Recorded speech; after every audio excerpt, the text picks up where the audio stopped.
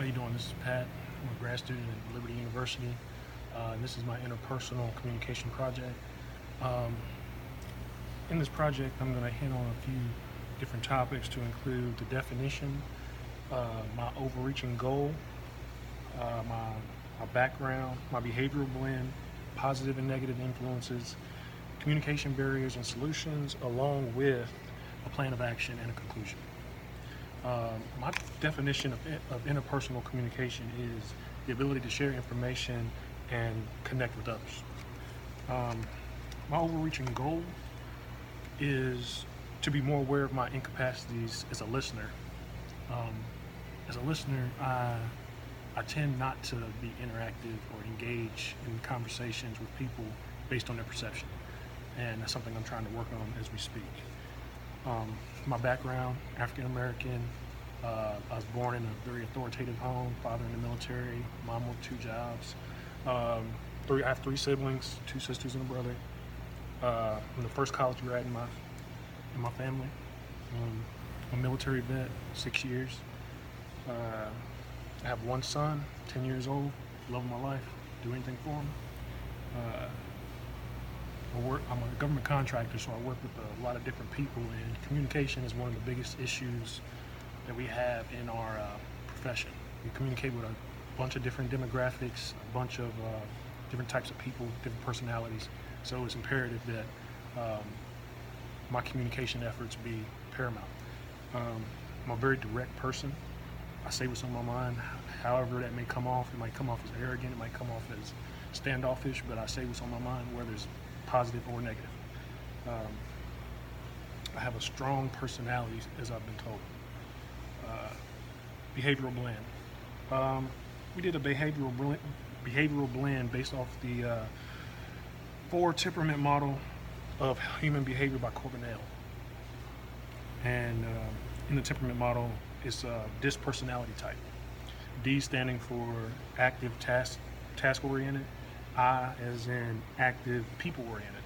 S is passive, people-oriented, and C is active, passive, task-oriented. In my uniquely you personality assessment, I was rated as a DC or DSC. DC meaning a dominant and competent. DSC is direct, submissive, and competent. DC is what others view of me, and DSC is what they expect of me. Based on the assessment, uniquely you stated that I have a lack of actively listening, and that impacts my feedback and my responses and the way I respond. Also, I have a higher risk of miscommunication, which is true. I can see that in myself right now. And I can see that with miscommunication. Oftentimes I get in arguments or conversations become standoffish because they say I'm very blunt or I have an unusual way of saying things, but I feel like I'm just more direct. I don't like to lie to people. Like, I don't sugarcoat anything. What you see is what you get with me. So sometimes it rubs people the wrong way, but at least I'm honest about it. But I'm trying to work on that.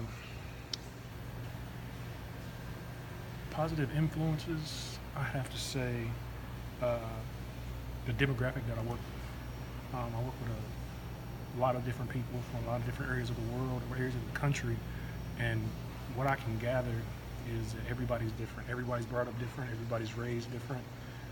Different areas, different demographics, everybody's just different. So that's a positive influence in my life. The way I was raised in an authoritative family, family values, the way you treat people, respect people, that bodes well for me as well. Also, I think motivation. My motivation for everything is to excel in anything that I do, even if it's shooting marbles with my son. I want him to be the best at it. And I want to be the best at my job. I want to be the best in life. I have a high confidence level, and some people can be appreciative of that, but I feel like without confidence, you can never succeed, and that's something that I want to do. some of the negative influences are the same thing. I'm very self-reliant, so I don't like to depend on anybody for anything. If I can't do it, then it probably won't get done. But if there's a way to do it, I'm pretty sure I'll find it. I act on impulse a lot. Most of the time, my first impulse is usually the right impulse. So he who hesitates is lost, and I truly believe that. Lack of interest in establishing relationships.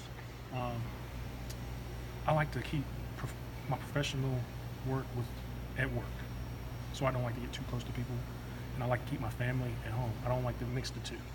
I feel like once you do that, then things start getting a little bit out of whack in your life. So I like to keep my work at work and my family at home. It's just the way it is. Oftentimes, my wife says I hide my emotions, and I can say I'm guilty of that. It's hard to express your emotions sometimes when, you know, you want to raise your son a certain type of way, or you want to be thought of a certain type of way. So I'm guilty of that as well. And lastly, I like to be in control of the situation. I like to be in control of the narrative, the conversation. If I'm having a conversation with you, sometimes I think that when you're talking to me, I'm not listening to you, I'm thinking about the next thing I'm going to say to you. And that's a negative. I need to work on that a lot. Communication barriers. The biggest communication barrier that I think I have is perception. The way I perceive someone when I first meet them. I was raised to look a man straight in the eye, shake his hand, talk with authority, you know, get your point across. Well, everybody's raised the same way, so when somebody doesn't do that, I lose interest, and they lose credibility with me. And I feel like that's when I start to listen more, and not listen more, and become a little bit more irritated than usual. Besides that, cultural differences, the way someone was raised, or the